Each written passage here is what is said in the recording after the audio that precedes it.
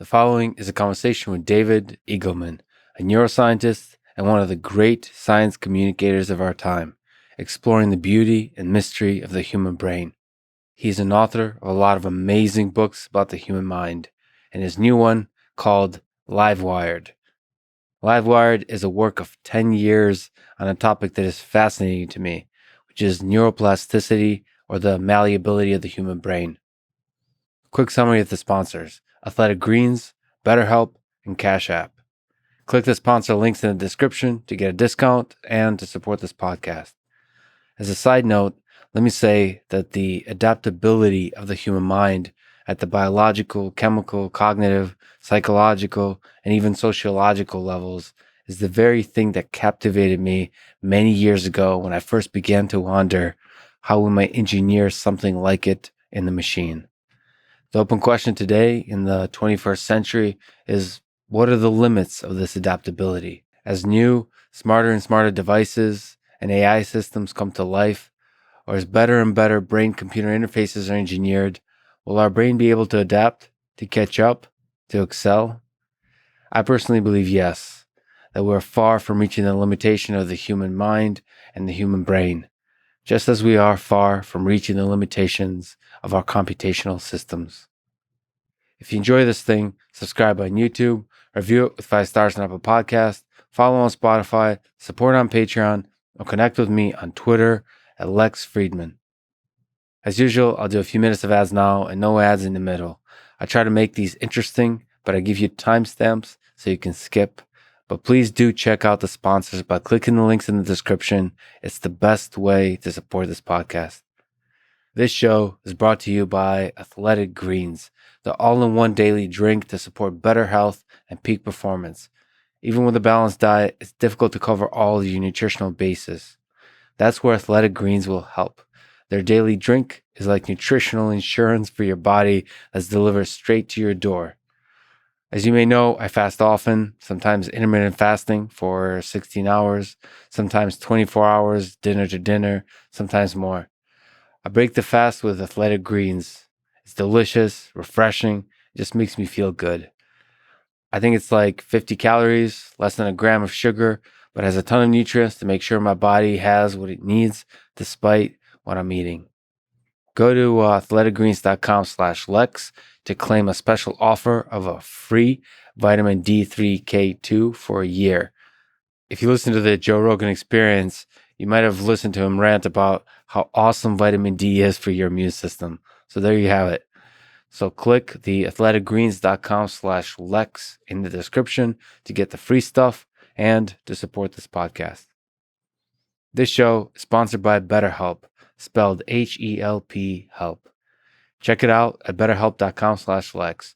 They figure out what you need and match you with a licensed professional therapist in under 48 hours. It's not a crisis line. It's not self-help. It is professional counseling done securely online. I'm a bit from the David Goggins line of creatures, and so have some demons to contend with, usually on long runs or all nights full of self-doubt. I think suffering is essential for creation, but you can suffer beautifully in a way that doesn't destroy you. For most people, I think a good therapist can help in this, so it's at least worth a try. Check out their reviews. They're good. It's easy, private, affordable, available worldwide. You can communicate by text anytime and schedule a weekly audio and video session. Check it out at betterhelp.com/Lex. This show is presented by Cash App, the #1 finance app in the App Store. When you get it, use code LEXPODCAST. Cash App lets you send money to friends, buy Bitcoin, and invest in the stock market with as little as $1.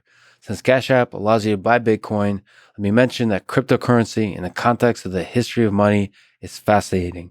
I recommend A Cent of Money as a great book on this history. Debits and credits on ledgers started around 30,000 years ago, and the first decentralized cryptocurrency released just over 10 years ago. So given that history, cryptocurrency is still very much in its early days of development, but it's still aiming to, and just might, redefine the nature of money. So again, if you get Cash App from the App Store or Google Play and use code LEXPODCAST, you get $10, and Cash App will also donate $10 to FIRST, an organization that is helping to advance robotics and STEM education for young people around the world. And now, here's my conversation with David Eagleman.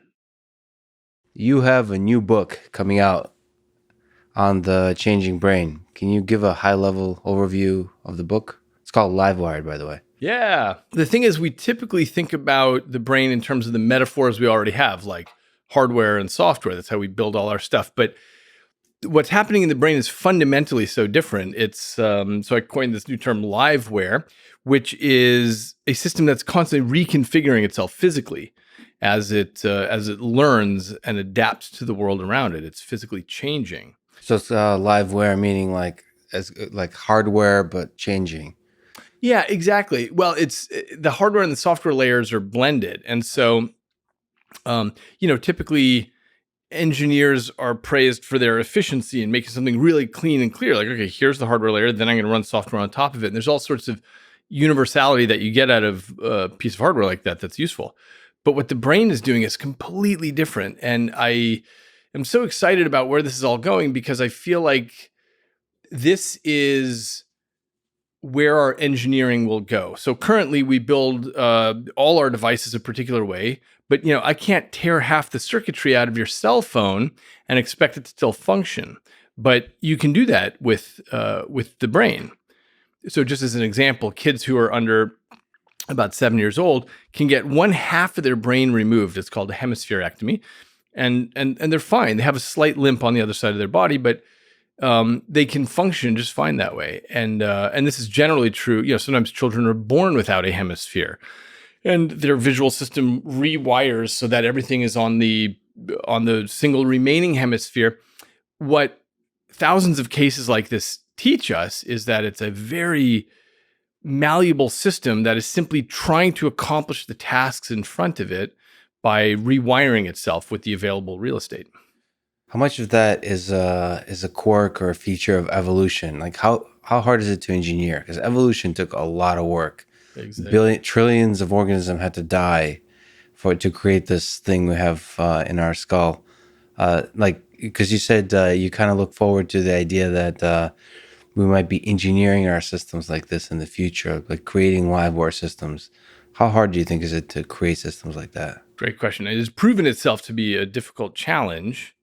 What I mean by that is, even though it's taken evolution a really long time to get where it is now, all we have to do now is peek at the blueprints. It's just 3 pounds, this organ, and we just figure out how to do it. But that's the part that I mean is a difficult challenge because there are tens of thousands of neuroscientists. We're all poking and prodding and trying to figure this out, but it's an extremely complicated system. But it's only going to be complicated until we figure out the general principles.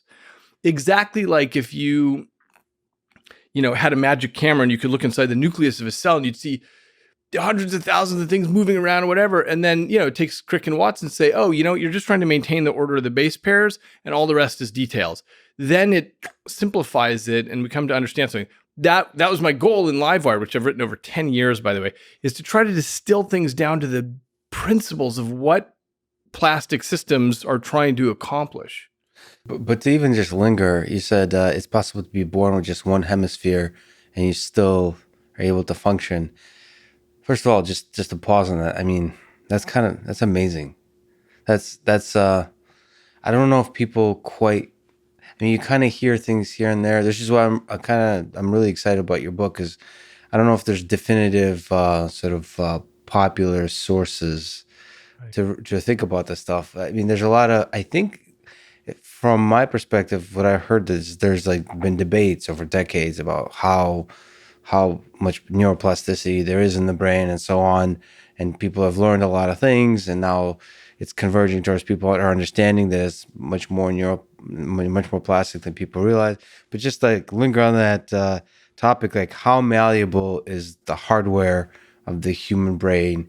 Maybe you said children at each stage of life. Yeah. So here's the whole thing. I think part of the confusion about plasticity has been that there are studies at all sorts of different ages. And then people might read that from a distance and they think, oh, well, Fred didn't recover when half his brain was taken out. And so clearly you're not plastic. But then you do it with a child and they are plastic. And so part of my goal here was to pull together the tens of thousands of papers on this, both from clinical work and from, all the way down to the molecular, and understand what are the principles here. The principles are that plasticity diminishes. That's no surprise. By the way, maybe I should just define plasticity. It's the ability of a system to mold into a new shape and then hold that shape. That's why, we make things that we call plastic, because they are moldable and they can hold that new shape, like a plastic toy or something. And so maybe we'll use a lot of terms that are synonymous. So something is plastic, something is malleable, changing, Livewired. The name of the book is like. So I'll tell you exactly right, but I'll tell you why I chose Livewired instead of plasticity. So I use the term plasticity in the book, but sparingly, because that was a term coined by William James over 100 years ago, and he was, of course, very impressed with plastic manufacturing, that you could mold something into shape and then it holds that. But that's not what's actually happening in the brain. It's constantly rewiring your entire life. You never hit an end point. The whole point is for it to keep changing. So even in the few minutes of conversation that we've been having, your brain is changing, my brain is changing. Next time I see your face, I will remember, oh yeah, like that time Lex and I sat together and we did these things. And I wonder if your brain will have like a Lex thing going on for the next few months. Like it'll stay there until you get rid of it. Because it was useful for now. Yeah, no, I'll probably never get rid of it. Let's say for some circumstance, you and I don't see each other for the next 35 years. Yeah. When I run into you, I'll be like, oh yeah. That looks familiar. Yeah. And we sat down for a podcast back when there were podcasts. Yeah, right. Exactly. Back when we lived outside virtual reality. Yeah. Exactly.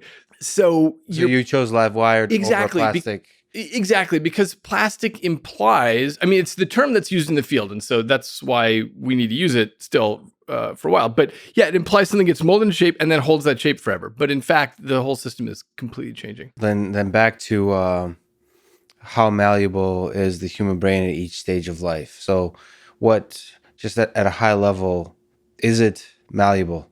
So yes, and plasticity diminishes. But one of the things that I felt like I was able to put together for myself after reading thousands of papers on this issue is that different parts of the brain have different plasticity windows.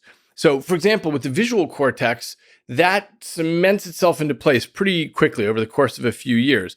And I argue that's because of the stability of the data. In other words, what you're getting in from the world, you've got a certain number of angles, colors, shapes. It's essentially the world is visually stable. So that hardens around that data.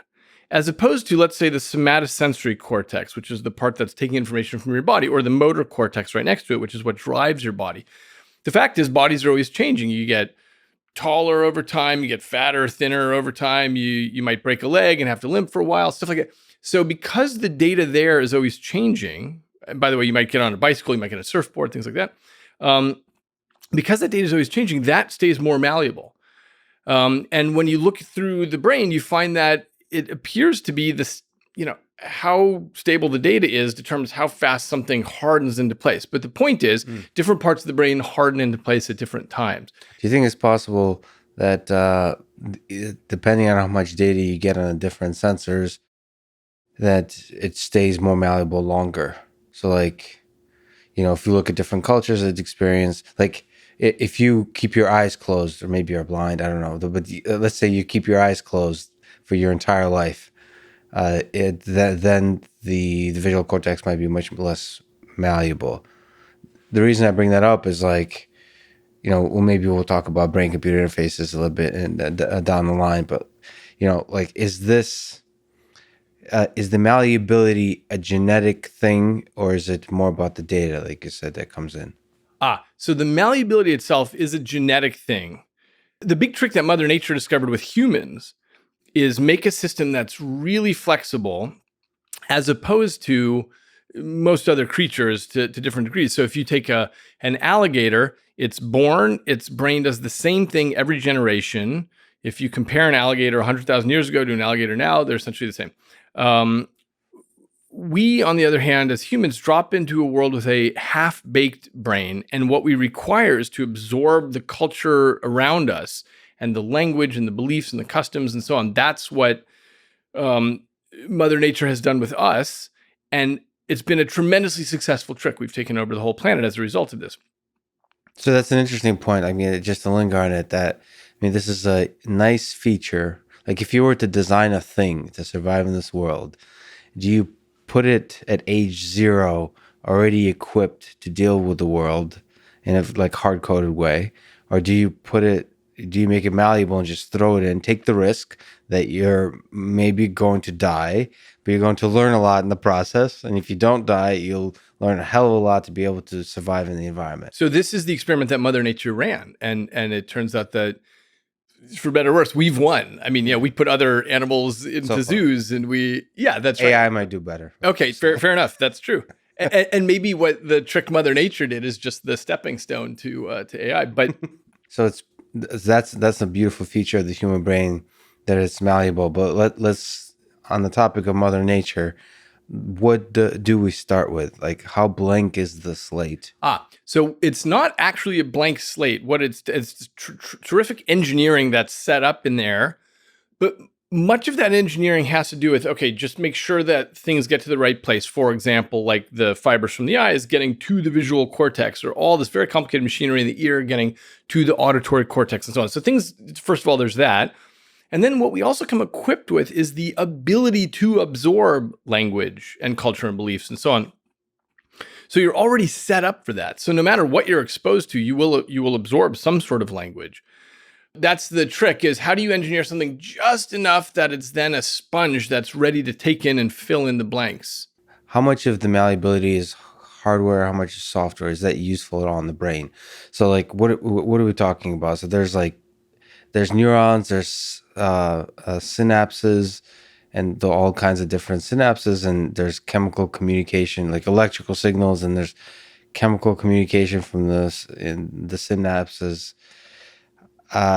What I would say, the software would be the timing and the nature of the electrical signals, I guess, and the hardware would be the actual synapses. So here's the thing. This is why I really, if we can, I want to get away from the hardware and software metaphor, because what happens is, as activity passes through the system, it changes things. Now, the thing that computer engineers are really used to thinking about is synapses, where two neurons connect. Of course, each neuron connects with 10,000 of its neighbors. But at a point where they connect, what we're all used to thinking about is the changing of the strength of that connection, the synaptic weight. But in fact, everything is changing. The receptor distribution inside that neuron, so that you're more or less sensitive to the neurotransmitter. Then the structure of the neuron itself and what's happening there, all the way down to biochemical cascades inside the cell, all the way down to the nucleus. And for example, the epigenome, which is the these little proteins that are attached to the DNA that cause conformational changes, that cause more genes to be expressed or repressed. All of these things are plastic. The reason that most people only talk about the synaptic weights is because that's really all we can measure well. And all this other stuff is really, really hard to see with our current technology. So essentially that just gets ignored. Mm-hmm. But in fact, the system is plastic at all these different levels. And my way of thinking about this is an analogy to pace layers. So pace layers is a concept that Stuart Brand suggested about how to think about cities. So you have fashion, which changes rapidly in cities. You have governance, which changes more slowly. You have the structure, the buildings of a city, which changes more slowly, all the way down to nature. You've got all these different layers of things that are changing at different paces, at different speeds. I've taken that idea and mapped it onto the brain, which is to say you have some biochemical cascades that are just changing really rapidly when something happens, all the way down to things that are more and more cemented in there. And this is actually allows us to understand a lot about particular kinds of things that happen. For example, one of the oldest, probably the oldest rule in neurology is called Ribot's law, which is that older memories are more stable than newer memories. So when you get old and demented, you'll be able to remember things from your young life. Maybe you'll remember this podcast, but you won't remember what you did a month ago or a year ago. Mm-hmm. And this is a very weird structure, right? No other system works this way, where older memories are more stable than newer memories. But it's because through time, things get more and more cemented into deeper layers of the system. And so this is, I think, the way we have to think about the brain, not as, okay, you've got neurons, you've got synaptic weights, and that's it. So the idea of Livewire and Livewired it's a gradual, it's a gradual spectrum between software and hardware, and so the metaphor is completely doesn't make sense, because like when you talk about software and hardware, it's really hard lines.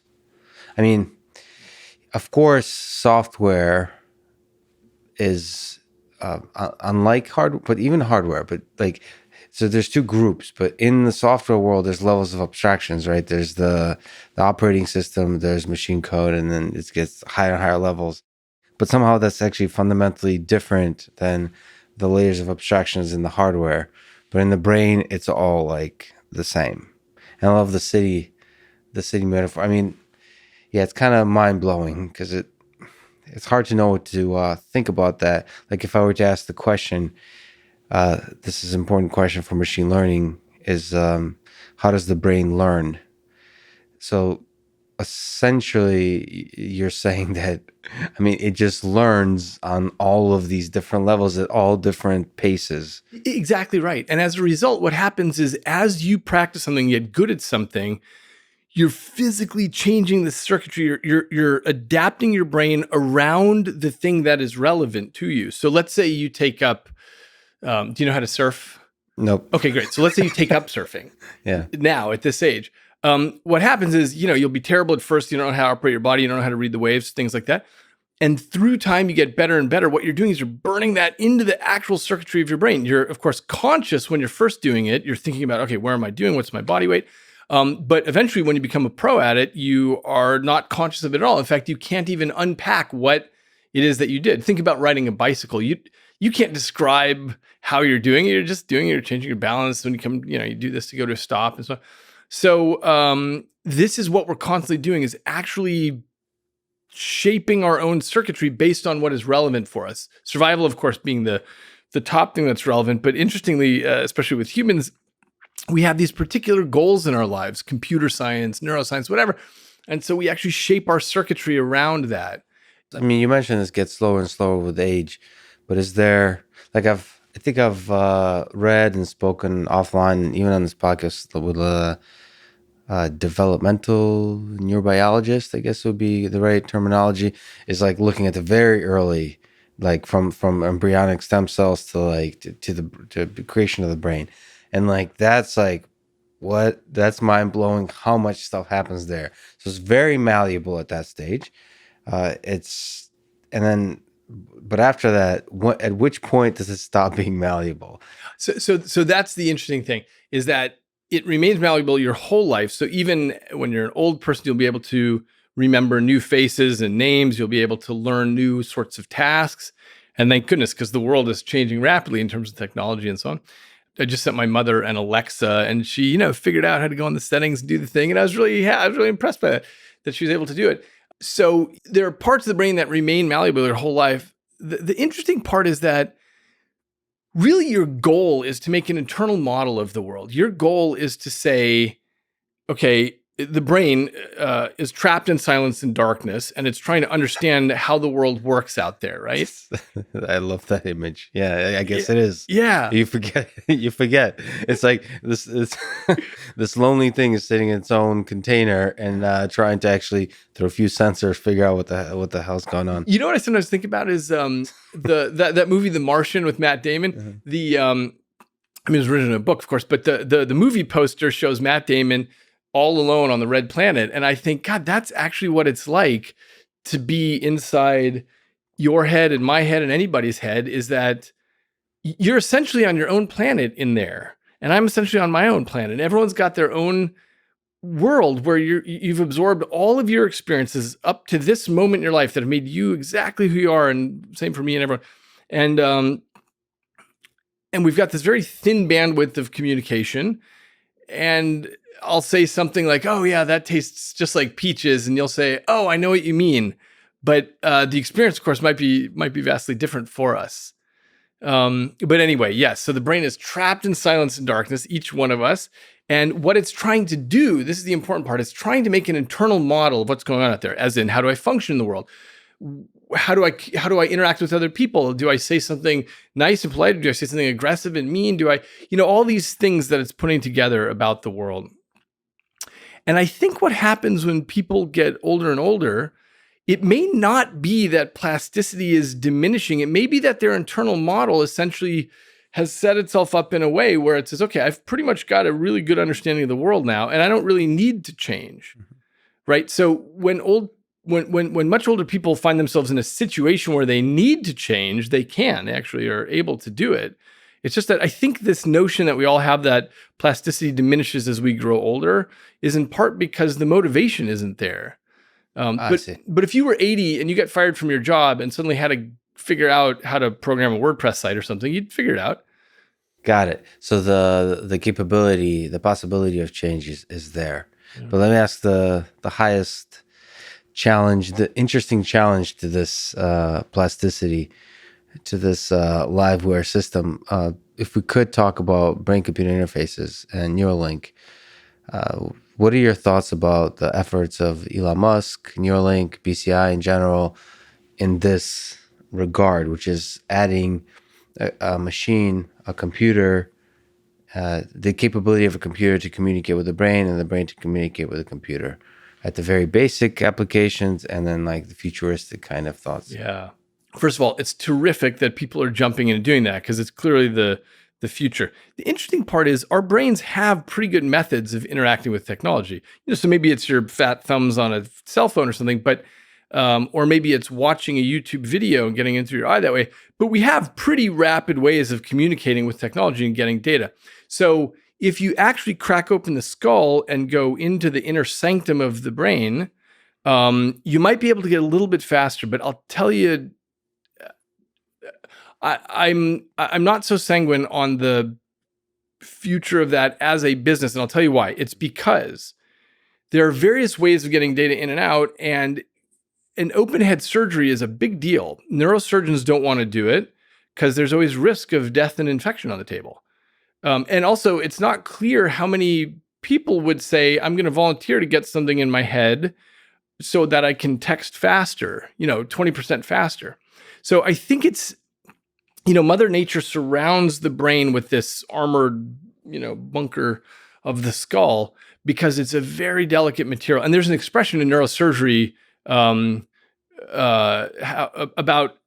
the brain is, the person is never the same after you open up their skull. Now, whether or not that's true or whatever, who cares? But it's a big deal to do an open head surgery. So what I'm interested in is how can we get information in and out of the brain without having to crack the skull open? Got it. Without messing with the biological the part, like directly connecting or messing with the intricate biological thing that we got going on and seems to be working.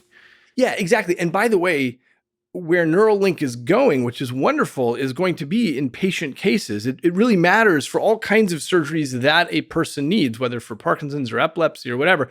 It's a terrific new technology for essentially sewing electrodes in there and getting more higher density of electrodes. So that's great. I just don't think, as far as the future of BCI goes, I don't suspect that people will go in and say, yeah, drill a hole in my head and do that. Well, it's interesting because I think there's a similar intuition, but say in the world of autonomous vehicles, that folks know how hard it is, and it seems damn impossible. The similar intuition about, I'm sticking on the Elon Musk thing, is just a good, easy example. Similar intuition about colonizing Mars. It, like, if you really think about it, it seems extremely difficult, and almost, just technically difficult to a degree where you want to ask, is it really worth doing, worth trying? And then the same is applied with BCI. But the thing about the future is it's hard to predict. So the exciting thing to me with once if successful, it's able to help patients, it may be able to discover something very surprising about our ability to directly communicate with the brain. So exactly what you're interested in is figuring out how to play with this malleable brain. but like help assist it somehow. I mean, it's such a compelling notion to me that we're now working on all these exciting machine learning systems that are able to learn, from data, and then if we can have this other brain that's a learning system that's live wired on the human side, and them to be able to communicate. It's like a self-play mechanism was able to beat the world champion at Go, so they can play with each other, the computer and the brain, like when you sleep. I mean, there's a lot of futuristic kind of things that it's just exciting possibilities. But I hear you. We understand so little about the actual intricacies of the communication of the brain that it's hard to find the common language. Well, interestingly, the technologies that have been built don't actually require the perfect common language. So, for example, hundreds of thousands of people are walking around with artificial ears and artificial eyes, meaning cochlear implants or retinal implants. So this is, you take essentially a digital microphone, you slip an electrode strip into the inner ear, and people can learn how to hear that way. Or you take an electrode grid and you plug it into the retina at the back of the eye, and people can learn how to see that way. The interesting part is those devices don't speak exactly the natural biological language. They speak the dialect of Silicon Valley.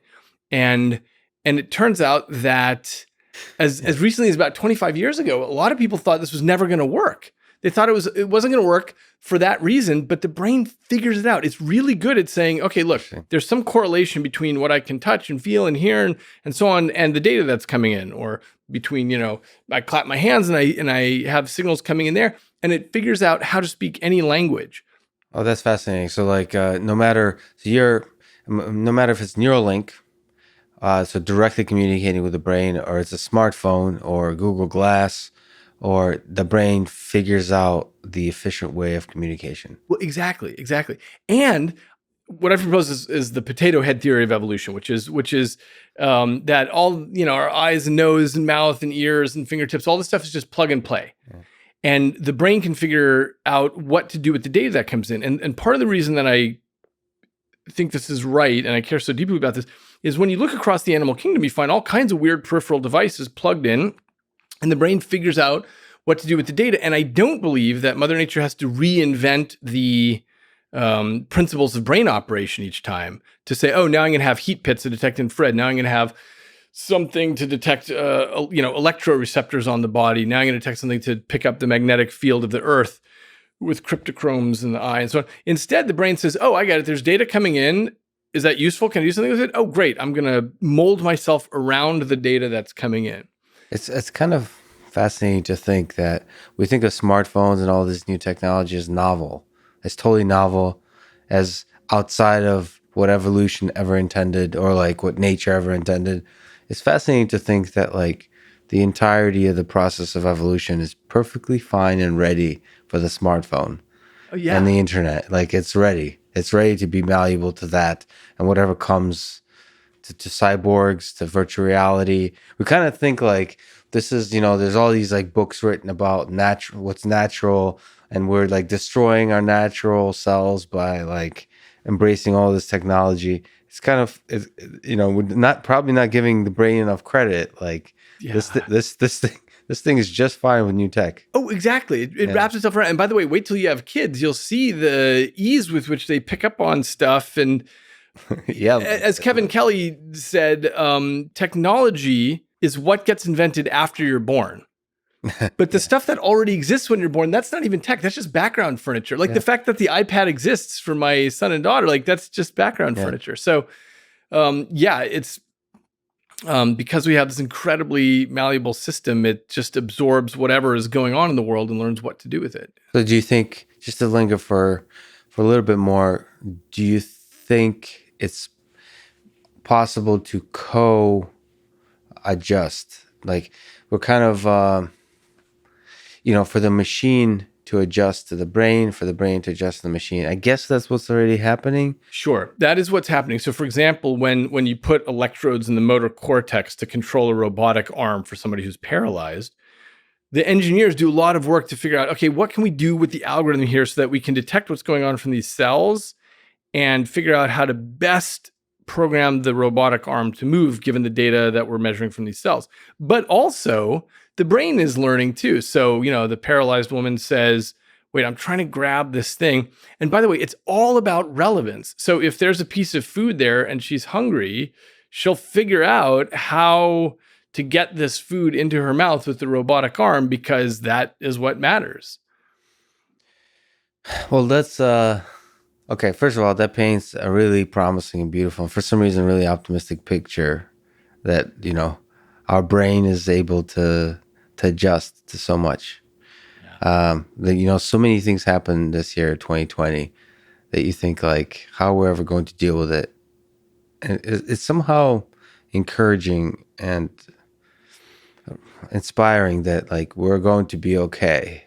Well, that's right. I actually think so. 2020 has been an awful year for almost everybody in many ways. But the one silver lining has to do with brain plasticity, which is to say, we've all been on our, on our gerbil wheels. We've all been in our routines. And as I mentioned, our internal models are all about how do you maximally succeed? How do you optimize your operation in this circumstance where you are, right? And then all of a sudden, bang, 2020 comes, we're completely off our wheels.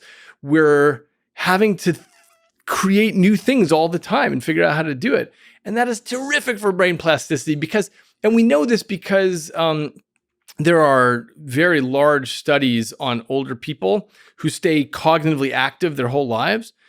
Some fraction of them have Alzheimer's disease physically, but nobody knows that when they're alive.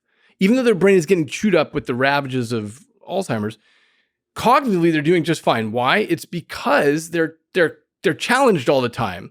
They've got all these new things going on, all this novelty, all these responsibilities, chores, social life, all these things happening. And as a result, they're constantly building new roadways, even as parts degrade. And that's the only good news is that we are in a situation where suddenly we can't just operate like automata anymore. We have to think of completely new ways to do things. And that's wonderful. I don't know why this question popped into my head. It's quite absurd, but are we going to be okay? Yeah. You said it's a promising silver lining, just from your own, because you've written about this and thought about this outside of maybe even the plasticity of the brain, but just this whole pandemic kind of changed the way it knocked us out of this hamster wheel like that of habit. A lot of people had to reinvent themselves. Unfortunately, and I have a lot of friends who either already or are going to lose their business. Is basically it's taking the dreams that people have had and said this particular dream you've had will no longer be possible. So you have to find something new. What are your are we going to be okay? Yeah, we'll be okay in the sense that, it's going to be a rough time for many or most people, but in the sense that it is sometimes useful to find that what you thought was your dream was not the thing that you're going to do. This is obviously the plot in lots of Hollywood movies that someone says, I'm going to do this, and then that gets foiled and they end up doing something better. But this is true in life. In general, even though we plan our lives as best we can, it's predicated on our notion of, okay, given everything that's around me, this is what's possible for me next. But it takes 2020 to knock you off that, where you think, oh, well, actually, maybe there's something I can be doing that's bigger, that's better. Yeah, for me, one exciting thing, and I just talked to Grant Sanderson. I don't know if you know who he is. It's a 3 Blue 1 Brown. It's a YouTube channel. If you see it, you would recognize it. He's like a really famous math guy, and he's a math educator, and he does these incredible, beautiful videos. And now I see sort of at MIT, folks are struggling to try to figure out, if we do teach remotely, how do we do it effectively? So you have these world-class researchers and professors trying to figure out how to put content online that teaches people. And to me, a possible future of that is, Nobel Prize winning faculty become YouTubers. Like Like that to me is so exciting. Like what Grant said, which is like the possibility of creating canonical videos on the thing you're a world expert in. There's so many topics that just the world doesn't. There's faculty. I mentioned Russ Tedrick. There's all these people in robotics that are experts in a particular beautiful field, on which there's only just papers. There's no popular book. There's no clean canonical video showing the beauty of a subject. And one possibility is they try to create that and share it with the world. This is the beautiful thing. This, of course, has been happening for a while already. I mean, for example, when I go and I give book talks, often what'll happen is some 13-year-old will come up to me afterwards and say something, and I'll say, my God, that was so smart. Like, how did you know that? Yeah. And they'll say, oh, I saw it on a TED Talk. Well, what an amazing opportunity. Here you got the best person in the world on subject X giving a 15-minute talk as beautifully as he or she can. And the 13-year-old just grows up with that. That's just the mother's milk, right? Yeah. As opposed to when we grew up, I had whatever homeroom teacher I had and, whatever classmates I had. And hopefully that person knew what he or she was teaching and often didn't and, just made things up. So the opportunity now has become extraordinary to get the best of the world. And the reason this matters, of course, is because obviously, back to plasticity, the way our brain gets molded is by absorbing everything from the world, all of the knowledge and the data and so on that it can get, and then springboarding off of that. And we're in a very lucky time now because we grew up with a lot of just in case learning. So, just in case you ever need to know these dates in Mongolian history, here they are. But what kids are growing up with now, like my kids, is tons of just-in-time learning. So as soon as they're curious about something, they ask Alexa, they ask Google Home, they get the answer right there in the context of their curiosity. The reason this matters is because for plasticity to happen, you need to care. You need to be curious about something. And this is something, by the way, that the ancient Romans had noted. They had outlined 7 different levels of learning, and the highest level is when you're curious about a topic. But anyway, so kids now are getting tons of just-in-time learning. And as a result, they're going to be so much smarter than we are. They're and we can already see that. I mean, my boy is 8 years old. My girl is 5. But I mean, the things that he knows are amazing because it's not just him having to do the rote memorization stuff that we did. Yeah, it's just fascinating what young brains look like now because of all those TED Talks just loaded in there. Yes. And there's also, a lot of people, right, kind of, there's a sense that our attention span is growing shorter. But, it's complicated because, for example, most people, majority of people, it's the 80+% of people listen to the entirety of this thing. It's 2-3 hours for it. Podcasts, long form podcasts are becoming more and more popular. So like it's all really giant, complicated mess. And the point is that the brain is able to adjust to it and somehow like form a world view within this new medium of like information that we have. You have like these short tweets and you have these 3-4 hour podcasts and you have Netflix movie. It's adjusting to the entirety and just absorbing it and taking it all in. And then pops up COVID that forces us all to be home and it all just adjusts and figures it out. Yeah, exactly. It's fascinating. Been talking about the brain as if it's something separate from the human that carries it a little bit. Like whenever you talk about the brain, it's easy to forget that's us. Like how much is the whole thing like predetermined? Like how much is it already encoded in there? And how much is it what's the it? The actions, the decisions, the judgments, You mean like who you are? Who you are. Oh, yeah. Okay, great question.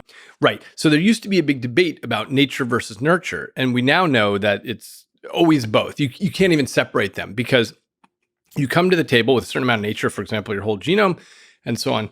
The experiences you have in the womb, like whether your mother is smoking or drinking, things like that, whether she's stressed, so on, those all influence how you're going to pop out of the womb. From there, everything is an interaction between all of your experiences and the nature. What I mean is, I think of it like a space-time cone where you drop it in the world, and depending on the experiences that you have, you might go off in this direction or that direction or that direction, because there's interaction all the way.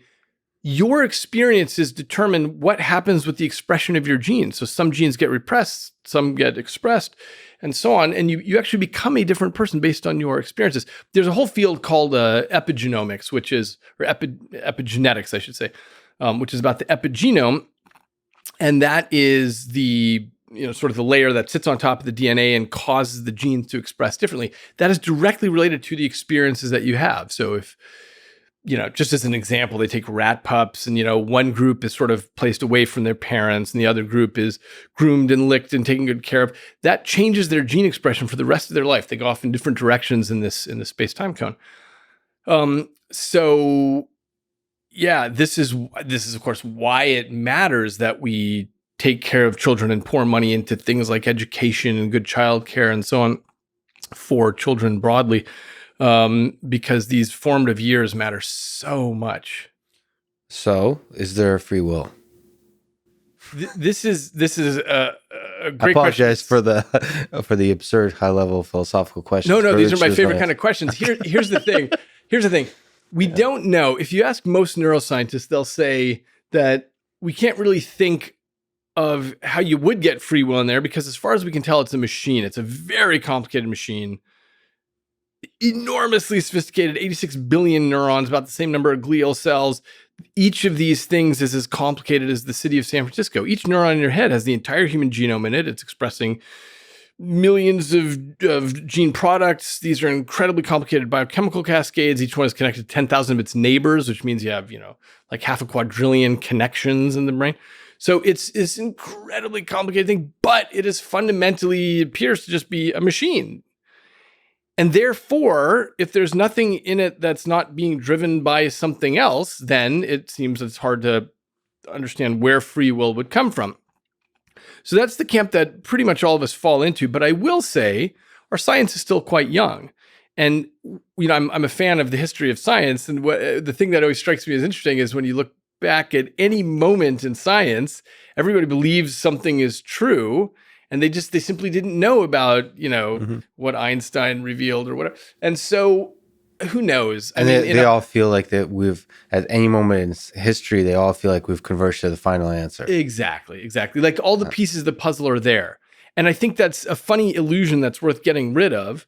And in fact, this is what drives good science, is recognizing that we don't have most of the puzzle pieces. So as far as the free will question goes, I don't know. At the moment, it seems, wow, it'd be really impossible to figure out how something else could fit in there. But, 100 years from now, our textbooks might be very different than they are now. I mean, could I ask you to speculate, where do you think free will could be squeezed into there? Like, what's that even? Is it possible that our brain just creates kinds of illusions that are useful for us? Or like where could it possibly be squeezed in? Well, let me give a speculation answer to your very nice question, but don't, and the listeners to this podcast, don't quote me on this. Yeah, exactly. I'm not saying this is what I believe to be true, but let me just give an example. I give this at the end of my book, Incognito. So the whole book of Incognito is about, all the what's happening in the brain. And essentially I'm saying, look, here's all the reasons to think that free will probably does not exist. But at the very end, I say, look, imagine that you are, imagine that you're a Kalahari Bushman and you find a radio in the sand and you've never seen anything like this. And you look at this radio and you realize that when you turn this knob, you hear voices coming from it. There are voices coming from it. So being a radio materialist, you try to figure out, like, how does this thing operate? So you take off the back cover and you realize there's all these wires. And when you take out some wires, the voices get garbled or stop or whatever. And so what you end up developing is a whole theory about how this connection, this pattern of wires, gives rise to voices. But it would never strike you that in distant cities, there's a radio tower and there's invisible stuff beaming. And that's actually the origin of the voices. And this is just necessary for it. Yeah. So I mentioned this just as a speculation, say, Beautiful. look, how would we know? What we know about the brain for absolutely certain is that when you damage pieces and parts of it, things get jumbled up. But how would you know if there's something else going on that we can't see, like electromagnetic radiation, that is what's actually generating this? Yeah. You paint a beautiful example of how totally, because we don't know most of how our universe works, how totally off base we might be with our science. Yeah. That's inspiring. That's beautiful. It's kind of terrifying. It's humbling. It's all of the above. And the important part, just to recognize, is that of course we're in the position of having massive unknowns, and we have, of course, the known unknowns, and that's all the things we're pursuing in our labs and trying to figure out. But there's this whole space of unknown unknowns, things we haven't even realized we haven't asked yet. Let me kind of ask a weird, maybe a difficult question. It has to do with, I've been recently reading a lot about World War II. I'm currently reading a book I recommend for people, which is, as a Jew, it's been difficult to read, but The Rise and Fall of the Third Reich. Yeah. So let me just ask about like the nature of genius, the nature of evil. If we look at somebody like Einstein, we look at Hitler, Stalin, modern day Jeffrey Epstein, just folks who through their life have done, with Einstein, done works of genius, and with the others I mentioned have done evil on this world. What do we think about that in a live-wired brain? Like how do we think about these extreme people? Here's what I'd say. This is a very big and difficult question, but what I would say briefly on it is, first of all, I saw a cover of Time magazine some years ago, and it was a big, sagittal slice of the brain, and it said something like, what makes us good and evil? And there was a little spot pointing to it, and there was a picture of Gandhi, and there was a little spot that was pointing to Hitler. and these Time magazine covers always make me mad because it's so goofy to think that we're going to find some spot in the brain or something. Yeah. Instead, the interesting part is, because we're live wired, we are all about the world and the culture around us. So somebody like Adolf Hitler got all this positive feedback about what was going on, and the crazier and crazier the ideas he had, he's like, let's set up death camps and murder a bunch of people and so on. Somehow he was getting positive feedback from that, and all these other people, they're all, spun each other up. And you look at anything like, look at the, the cultural revolution in China, or the Russian Revolution, or things like this, where you look at these and you think, my God, how do people all behave like this?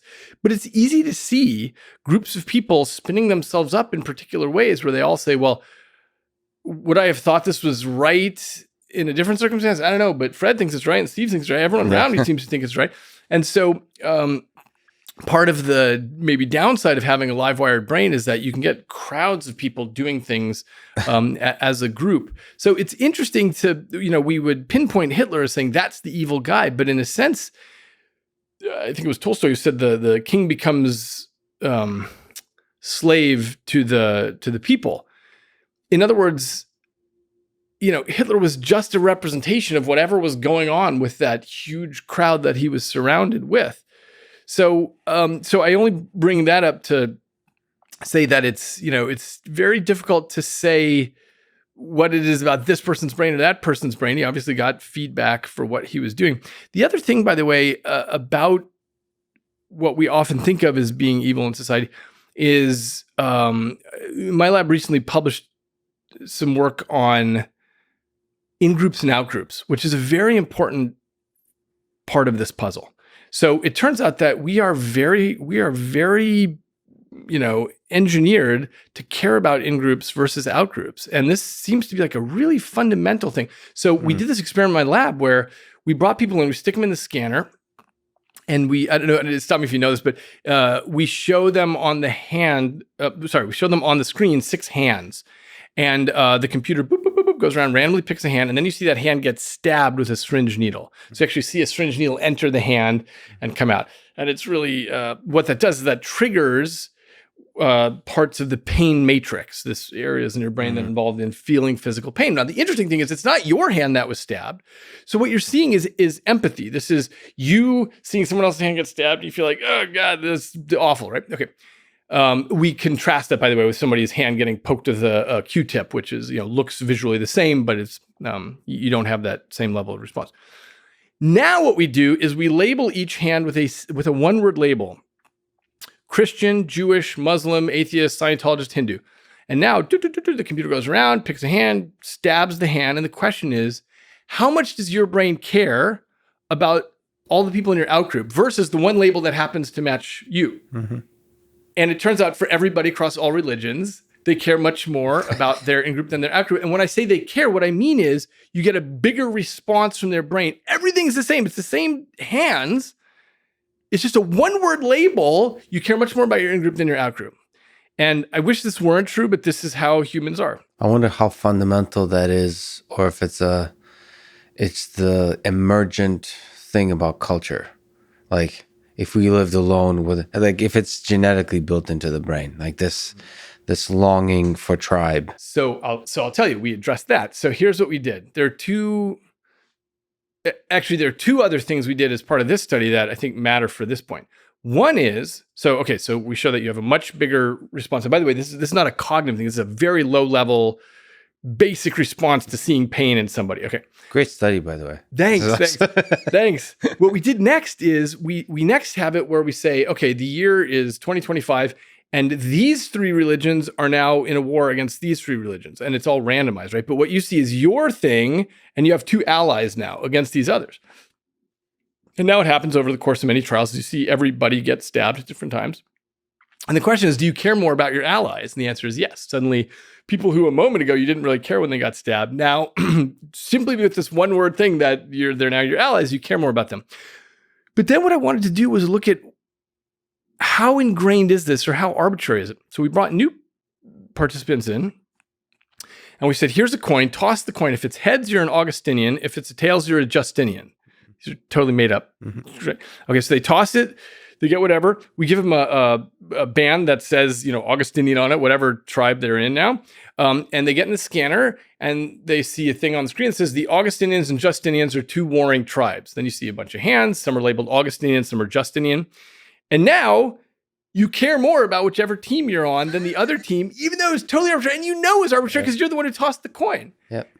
So it's a state that's very easy to find ourselves in. In other words, just before walking in the door, they'd never even heard of Augustinian versus Justinian. And now their brain is representing it simply because they're told they're on this team. Now I did my own personal study of this. It's so once you're an Augustinian, that tends to be sticky because I've been a Packers fan, Green Bay Packers fan my whole life. Now when I'm in Boston with like the Patriots, it's been tough going for my Livewired brain to switch to the Patriots to be. So once you become, it's interesting. Once the tribe is sticky. Yeah, but that's true. That's it. We never tried that about saying, okay, now you're a Justinian and you were an Augustinian. We never saw how sticky it is. But there are studies of this, of monkey troops on some island, and what happens is they look at the way monkeys behave when they're part of this tribe and how they treat members of the other tribe of monkeys. And then what they do, I've forgotten how they do that exactly, but they end up switching a monkey so he ends up in the other troop. And very quickly, they end up becoming a part of that other troop and hating and behaving badly towards their original troop. These are fascinating studies, by the way. Hey, yeah. This is just beautiful. In your book, you have a good light bulb joke. How many psychiatrists does it take to change a light bulb? Only one, but the light bulb has to want to change. Sorry. I'm a sucker for a good light bulb joke. Okay, so given, I've been interested in psychiatry my whole life, just maybe tangentially. I've kind of early on dreamed to be a psychiatrist until I understood what it entails. But, what... is there hope for psychiatry, for somebody else to help this live-wired brain to adjust? Oh, yeah. I mean, in the sense that, and this has to do with this issue about us being trapped on our own planet.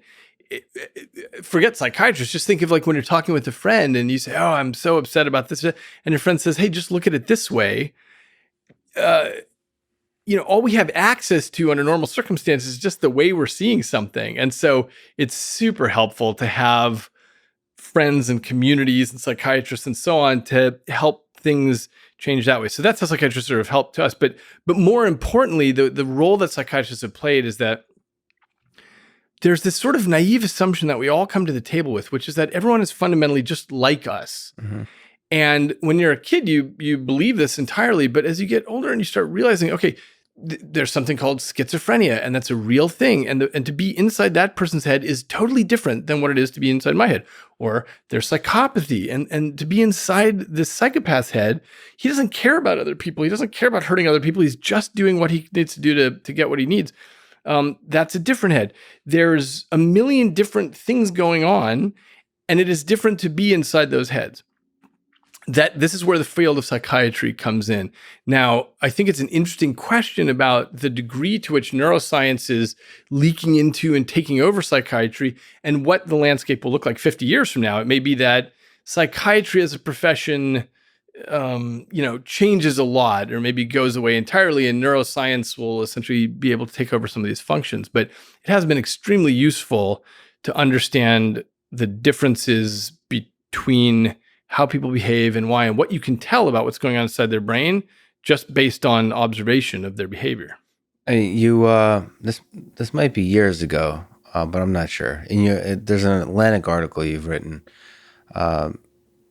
about moving away from a distinction between neurological disorders, quote unquote, brain problems, and psychiatric disorders, or quote unquote, mind problems.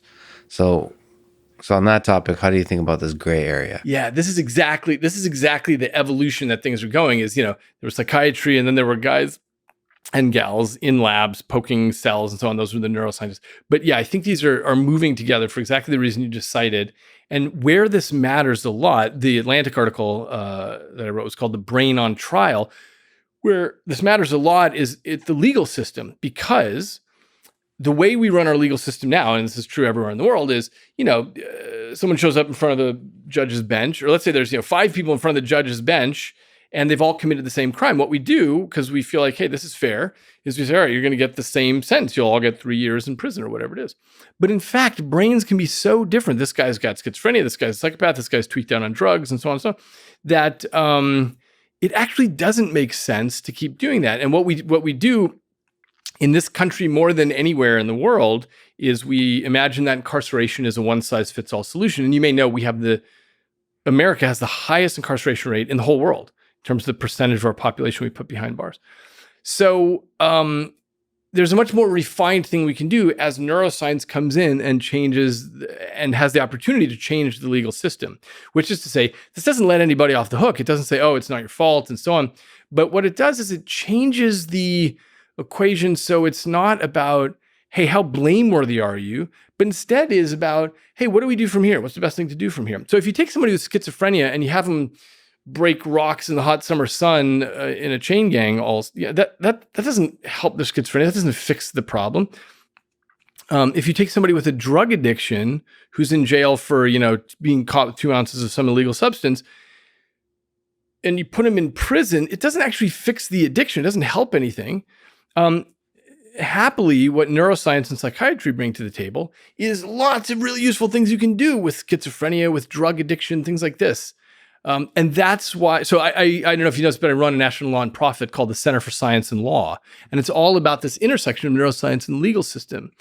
And we're trying to implement changes in every county in every state. I'll just, without going down that rabbit hole, I'll just say one of the very simplest things to do is to set up specialized court systems where you have a mental health court that has judges and juries with expertise in mental illness. Because if you go, by the way, to a regular court and the person says, or the defense lawyer says this person has schizophrenia, most of the jury will say, I call bullshit on that. Why? Because they don't know about schizophrenia. They don't know what it's about. Mm-hmm. And it turns out people who know about schizophrenia feel very differently as a juror than someone who happens not to know anybody with schizophrenia. They think it's an excuse.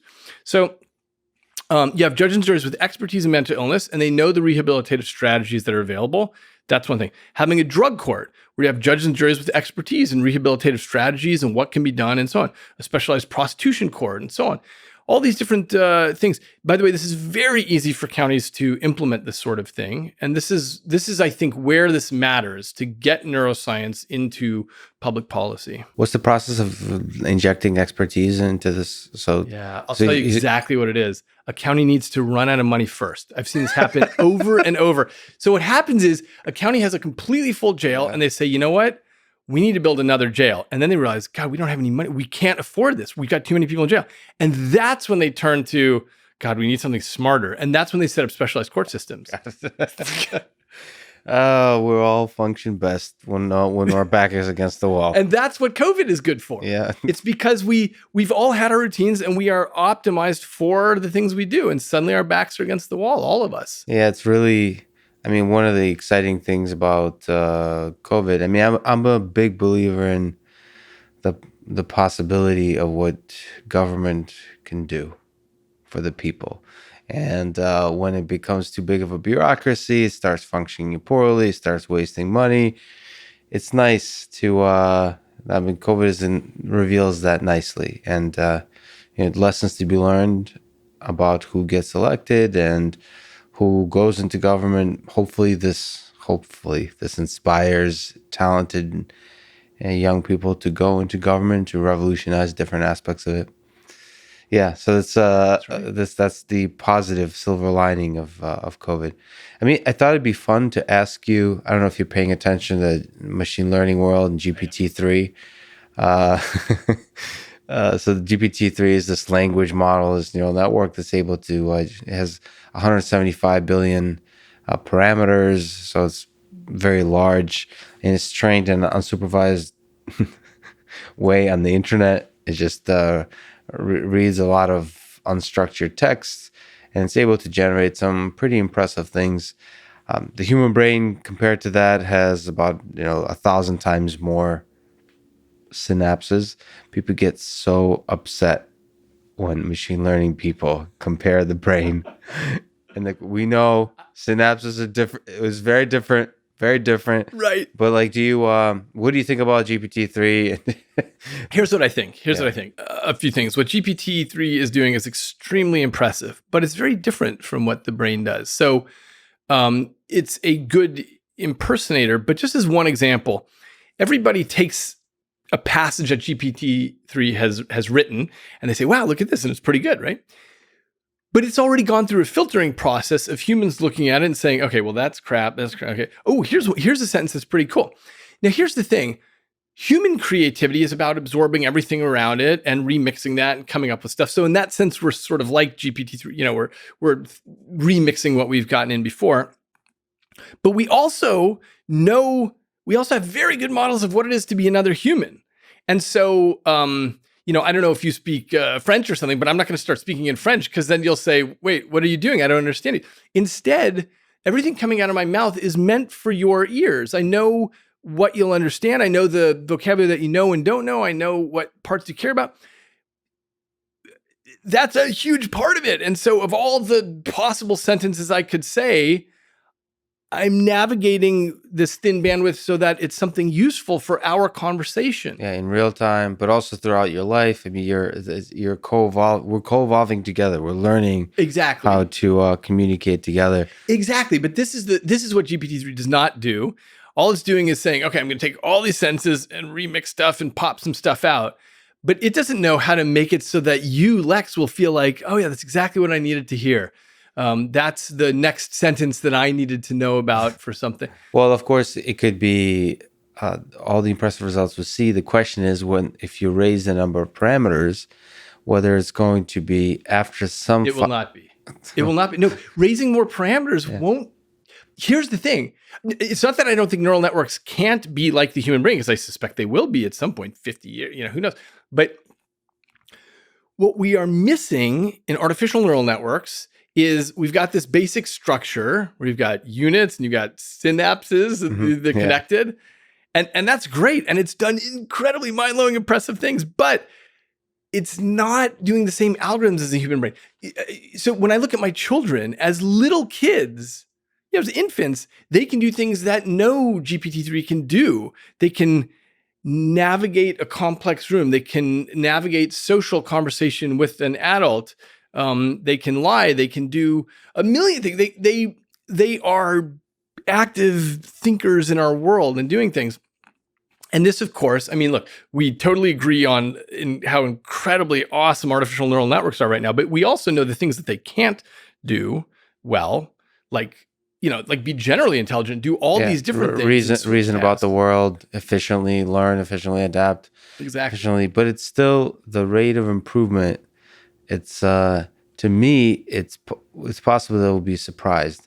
Like I agree, possible we'll be surprised. But what I would assert, and I'm glad I'm getting to say this on your podcast, so we can look back at this in 2 years and 10 years and so on, is that we've got to be much more sophisticated than units and synapses between them.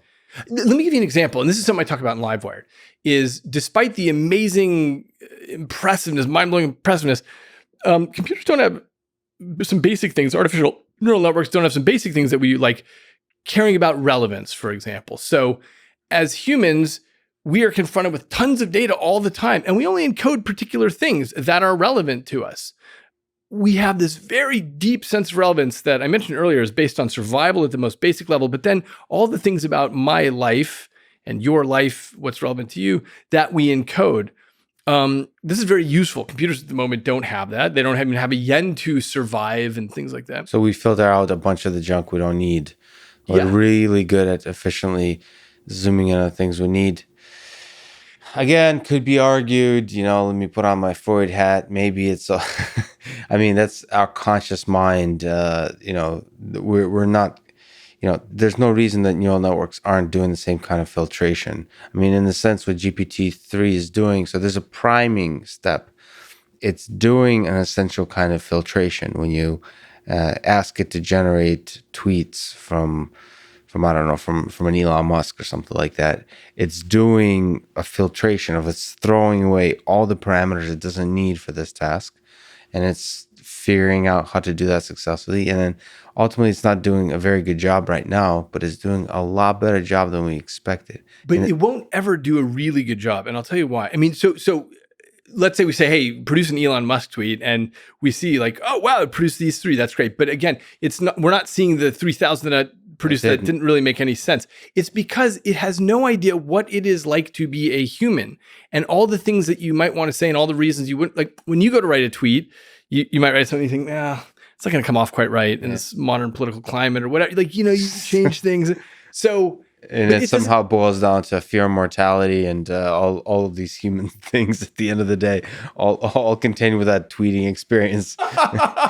Interestingly, the fear of mortality is at the bottom of this, but you've got all these more things like, I want to, just in case the chairman of my department reads this, I want it to come off well there. Just in case my mom looks at this tweet, I want to make sure she, and so on. So those are all the things that humans are able to sort of throw into the calculation.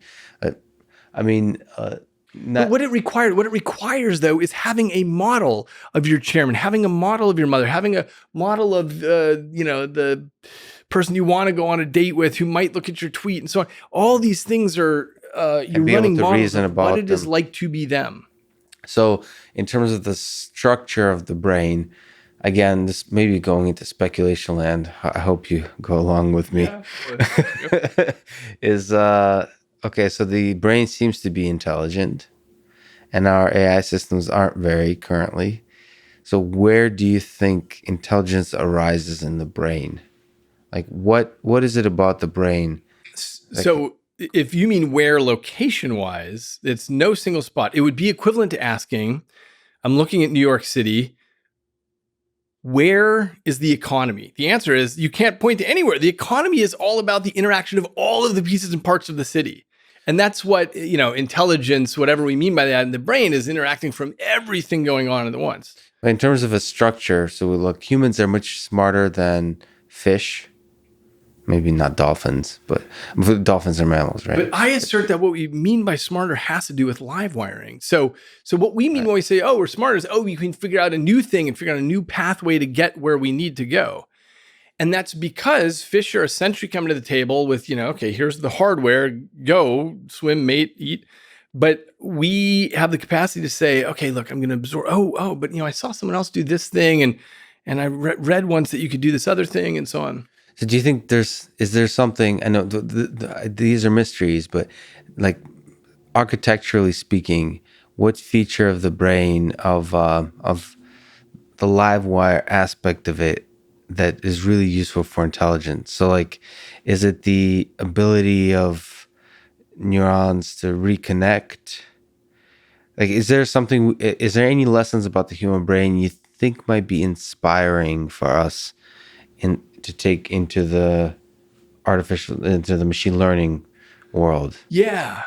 I'm actually just trying to write some up on this now called, if you want to build a robot, start with the stomach. And what I mean by that is a robot has to care. It has to have hunger. It has to care about surviving, that kind of thing. Here's an example. So the penultimate chapter of my book, I titled the Wolf and the Mars Rover. And I just look at this simple comparison of, you look at a wolf, it gets its leg caught in a trap. What does it do? It gnaws its leg off, and then it figures out how to walk on 3 legs.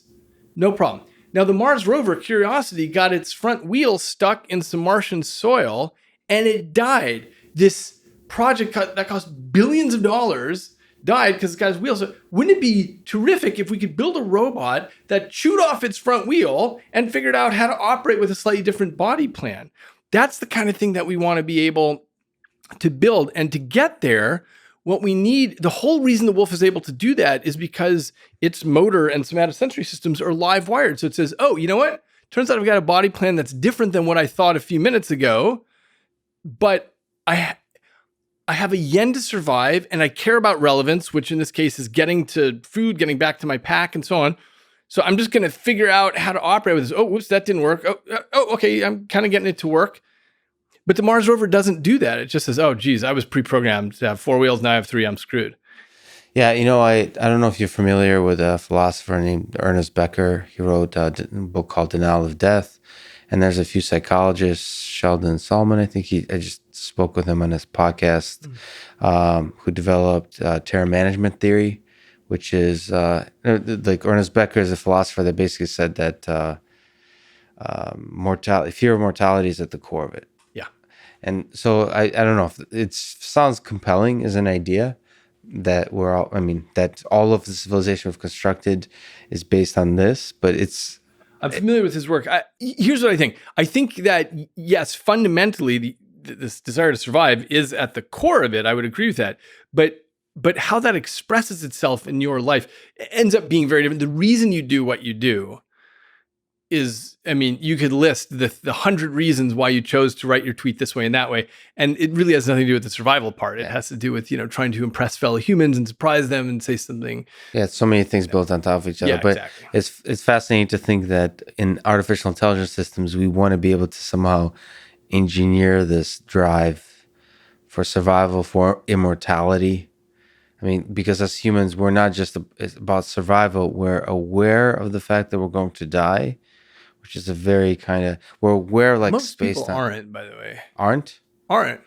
Confucius said, he said, each person has 2 lives. The second one begins when you realize that you have just one.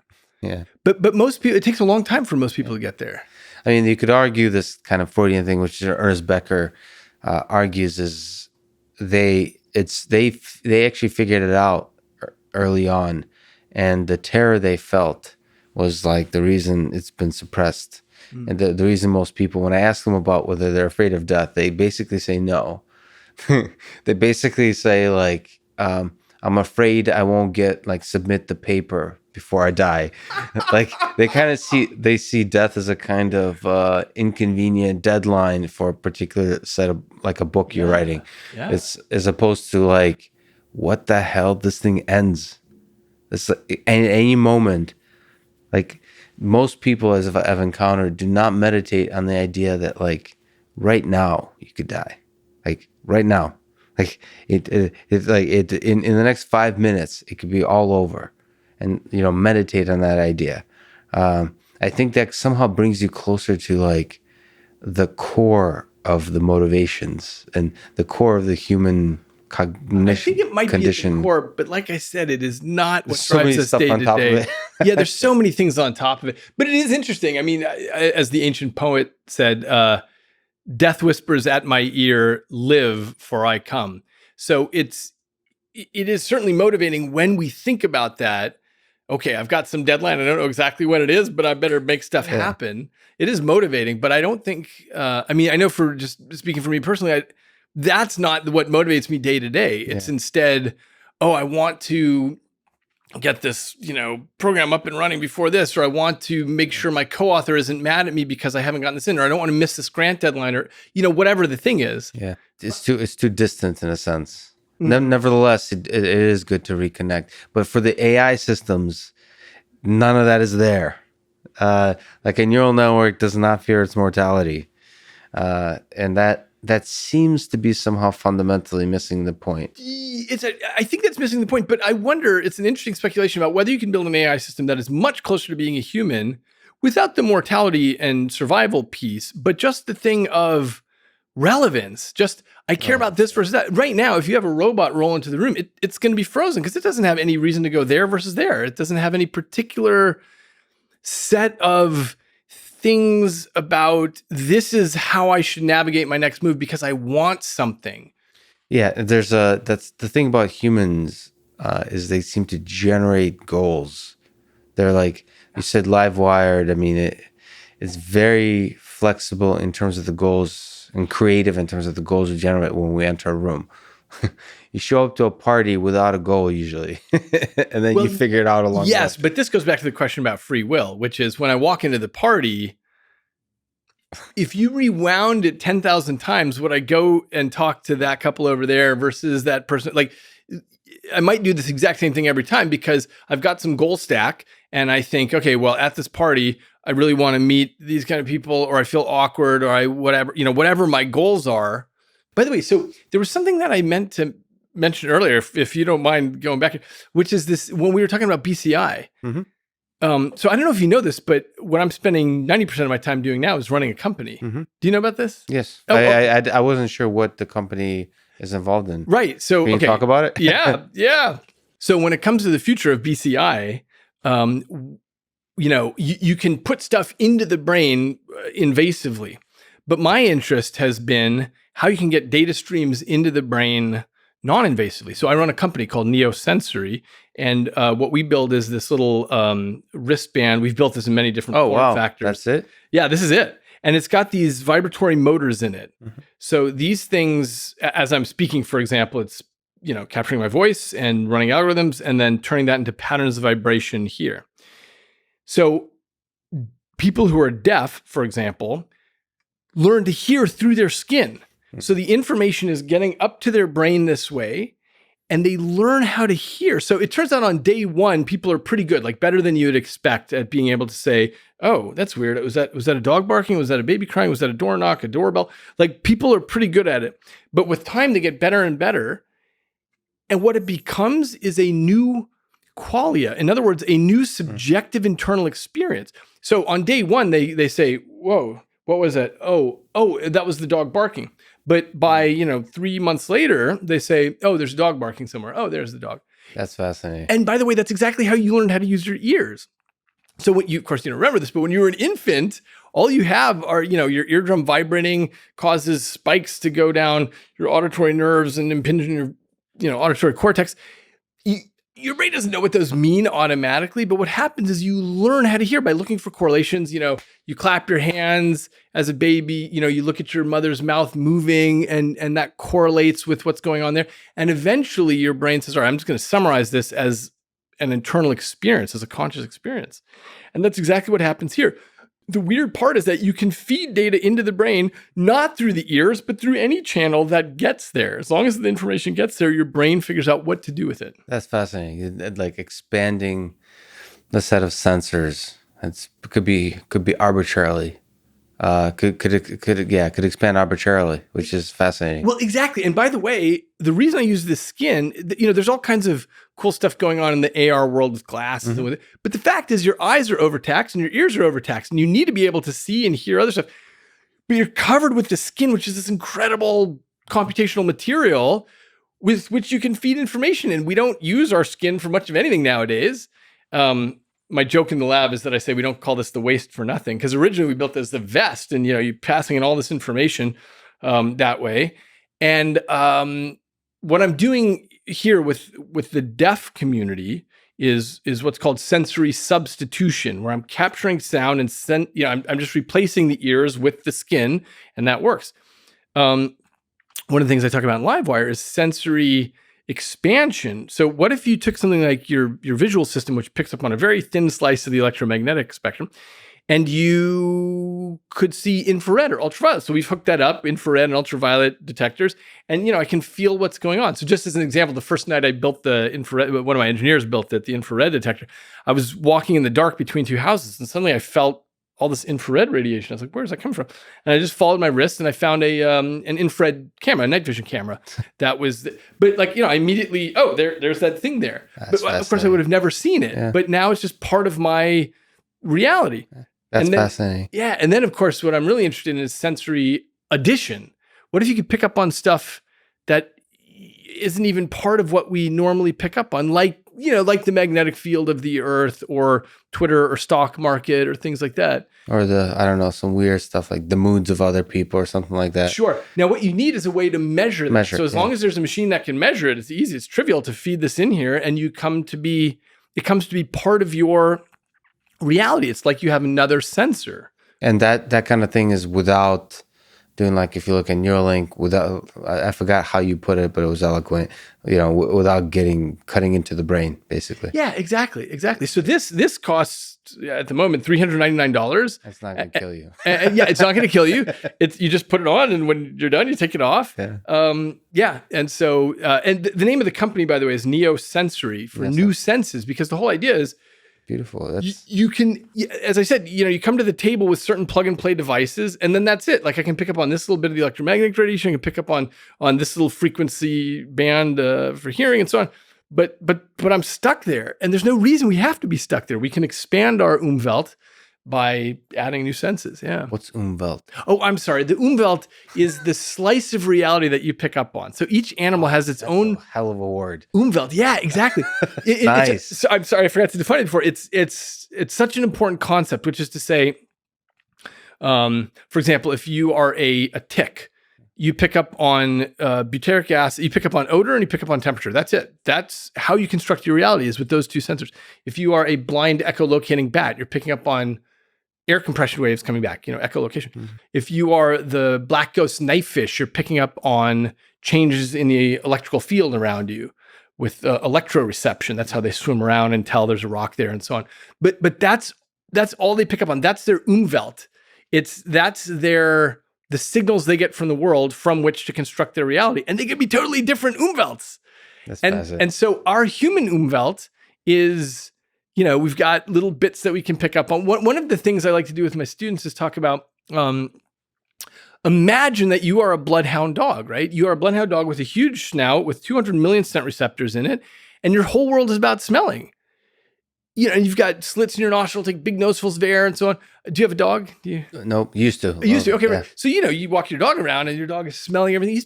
The whole world is full of signals that you do not pick up on. And so imagine if you were that dog and you looked at your human master and thought, my God, what is it like to have the pitiful little nose of a human? Yeah.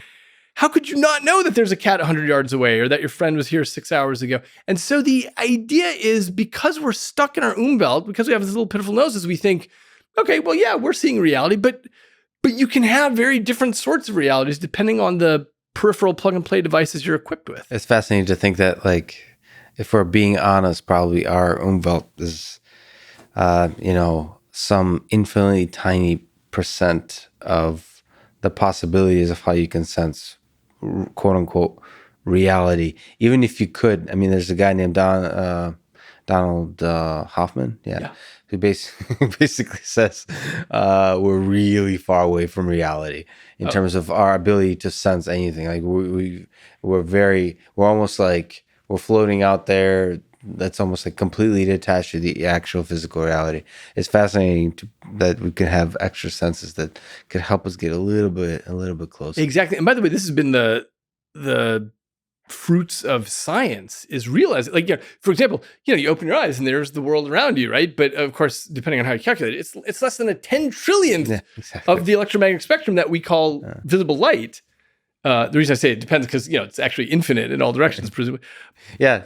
So that's exactly that. And then science allows you to actually look into the rest of it. Exactly. Start understanding how big the world is out there. And the same with the world of really small and the world of really large. Exactly. That's beyond our ability to sense. Exactly. And so the reason I think this kind of thing matters is because we now have an opportunity for the first time in human history to say, okay, well, I'm just going to include other things in my Umwelt. So I'm going to include infrared radiation and have a direct perceptual experience of that. And so I'm very, I've given up my lab and I run this company 90% of my time now. That's what I'm doing. Wow. I still teach at Stanford and I'm, teaching courses and stuff like that. But this is this is your passion.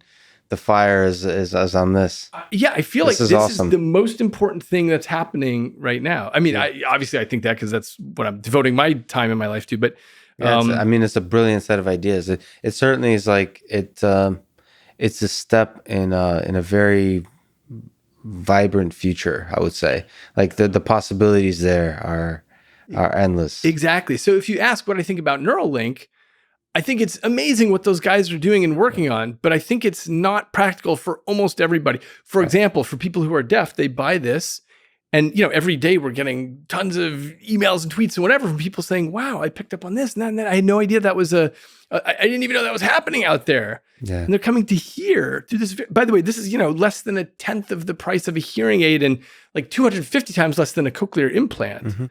That's amazing. People love hearing about what brilliant folks like yourself could recommend in terms of books. Of course, you're an author of many books, so I'll in the introduction mention all the books you've written. People should definitely read Livewired. I've gotten a chance to read some of it. It's amazing. But is there 3 books, technical, fiction, philosophical, that had an impact on you when you were younger or today, and books, perhaps some of which you would want to recommend that others read? As an undergraduate, I majored in British and American literature. That was my major because I love literature. I grew up with literature. My father had these extensive bookshelves, and so I grew up in the mountains in New Mexico, and so that was mostly where I spent my time, was reading books. But I love Faulkner, Hemingway. I love many South American authors, Gabriel Garcia Marquez and Italo Calvino. I would actually recommend Invisible Cities. I loved that book. By Italo Calvino, sorry. It's a book of fiction. Anthony Doerr wrote a book called All the Light We Cannot See, which actually was inspired by Incognito, by exactly what we were talking about earlier, about how you can only see a little bit of what we call visible light in the electromagnetic radiation. I wrote about this in Incognito, and then he reviewed Incognito for the Washington Post. That's awesome. And then he wrote this book called, the book has nothing to do with that, but that's where the title comes from. Yeah. All the Light We Cannot See is about the rest of the spectrum, but that's an absolutely gorgeous book. That's a book of fiction. Yeah, it's a book of fiction. Won the Pulitzer Prize. What's it about? It takes place during World War II, about these 2 young people, one of whom is blind. Anything else? So you mentioned Hemingway. I mean, Old Man in the Sea. What's your favorite? Snows of Kilimanjaro. It's a collection of short stories that I love. As far as nonfiction goes, I grew up with Cosmos, both watching the PBS series and then reading the book, and that influenced me a huge amount in terms of what I do. From the time I was a kid, I felt like I want to be Carl Sagan. That's what I loved. And in the end, I studied space physics for a while as an undergrad, but then in my last semester, discovered neuroscience. And I just thought, wow, I'm hooked on that. So the Carl Sagan of the brain. That was my aspiration. Is the aspiration. Yeah. I mean, you're doing an an incredible job of it. So you open the book Livewired with a quote by Heidegger. Every man is born as many men and dies as a single one. Yeah, I love Well, what do you mean? Or what? Well, I'll tell you what I meant by it. Yeah. I'll tell you. So he had his own reason why he was writing that, but I meant this in terms of brain plasticity, in terms of live wiring, which is this issue that I mentioned before about this cone, the space-time cone that we are in, which is that when you dropped into the world, you, Lex, had all this different potential. You could have been a great surfer or a great chess player, you could have been thousands of different men when you grew up. But what you did is things that were not your choice and your choice along the way. You ended up navigating a particular path, and now you're exactly who you are. You still have lots of potential, but the day you die, you will be exactly Lex. You will be that one person. Yeah. So in that context, I mean, first of all, it's just a beautiful, it's a humbling picture, but it's a beautiful one because it's all the possible trajectories, and you pick one, you walk down that road. It's the Robert Frost poem. But on that topic, let me ask the biggest and the most ridiculous question. So in this live wide brain, when we choose all these different trajectories and end up with one, what's the meaning of it all? What's is there a why here? What's the meaning of life? Yeah. David Eagleman. That's it. I mean, this is the question that everyone has attacked from their own live-wired point of view, by which I mean culturally, if you grew up in a religious society, you have one way of attacking that question. So if you grew up in a secular There's scientific society, you have a different way of attacking that question. Obviously, I don't know. I abstain on that question. Yeah. I mean, I think one of the fundamental things, I guess, in all those possible trajectories is you're always asking. I mean, that's the act of asking, what the heck is this thing for, is equivalent to, or at least runs in parallel to, all the choices that you're making. Because it's that's the underlying question. Well, that's right. And by the way, this is the interesting thing about human psychology. We've got all these layers of things at which we can ask questions. And so if you keep asking yourself the question about, what is the optimal way for me to be spending my time? What should I be doing? What charity should I get involved with? And so on. If you're asking those big questions, that steers you appropriately. If you're the type of person who never asks, hey, is there something better I could be doing with my time? Then presumably you won't optimize whatever it is that is important to you. So you've, I think, just in your eyes, in your work, there's a passion that just is obvious, and it's inspiring, it's contagious. What, if you were to give advice to us, a young person today, in the crazy chaos that we live today, about life, about how to discover their passion, is there some words that you could give? First of all, I would say the main thing for a young person is stay adaptable. And this is back to this issue of why COVID is useful for us, because it forces us off our tracks. The fact is, the jobs that will exist 20 years from now, we don't even have names for. We can't even imagine the jobs that are going to exist. And so when young people that I know go into college and they say, hey, what should I major in? And so on, college is and should be less and less vocational, as in, I'm going to learn how to do this, and then I'm going to do that the rest of my career. The world just isn't that way anymore with the exponential speed of things. So the important thing is learning how to learn, learning how to be live wired and adaptable. That's really key. And what I advise young people, what I talk to them is, what you digest, that's what gives you the raw storehouse of things that you can remix and be creative with.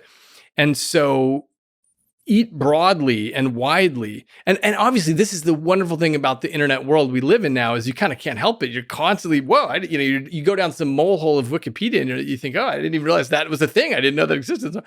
And so embrace that.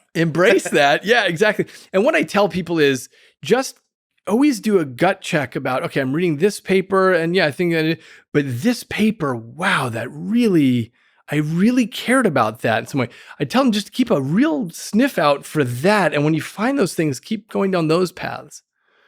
Yeah, don't be afraid. I mean, that's one of the challenges and the downsides of having so many beautiful options, is that sometimes people are a little bit afraid to really commit. But that's very true. If there's something that just sparks Yeah. your interest and passion, just run with it. I mean, it goes back to the Heidegger quote. I mean, we only get this one life, and that trajectory, it doesn't last forever. So just if something sparks your imagination, your passion, just run with it. Yeah, exactly. Yeah. I don't think there's a more beautiful way to end it, David. It's a huge honor to finally meet you. Your work is inspiring so many people. I've talked to so many people who are passionate about neuroscience, about the brain, even outside that read your book. So I hope you keep doing so. I think you're already there with Carl Sagan. I hope you continue growing. Yeah, it was an honor talking with you today. Thanks so much. Great. You too, Lex. Wonderful. Thanks for listening to this conversation with David Eagleman, and thank you to our sponsors, Athletic Greens, BetterHelp, and Cash App. Click the sponsor links in the description to get a discount and to support this podcast. If you enjoy this thing, subscribe on YouTube, review it with 5 stars on Apple Podcasts, follow on Spotify, support on Patreon, or connect with me on Twitter at Lex Fridman. And now let me leave you with some words from David Eagleman in his book, Some, 40 Tales from the Afterlives. Imagine for a moment that we're nothing but the product of billions of years of molecules coming together and ratcheting up through natural selection. That we're composed only of highways of fluids and chemicals sliding along roadways within billions of dancing cells. That trillions of synaptic connections hum in parallel. That this vast egg-like fabric of microthin circuitry runs algorithms undreamt of in modern science, and that these neural programs give rise to our decision-making, loves, desires, fears, and aspirations. To me, understanding this would be a numinous experience, better than anything ever proposed in any holy text. Thank you for listening, and hope to see you next time.